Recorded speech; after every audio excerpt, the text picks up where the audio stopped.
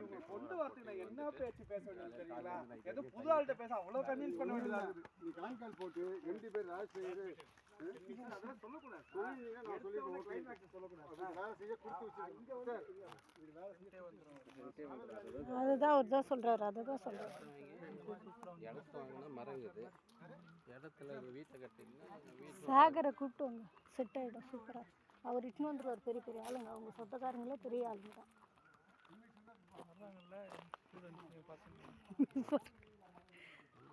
Video video போடுறேன்.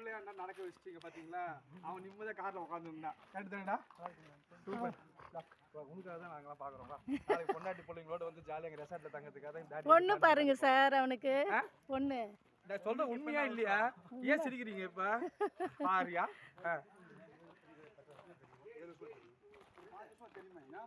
எப்படி என்ன இருக்குது? பாகுந்தி பாகுந்தி பாகுந்தி. Hotel field store board sister.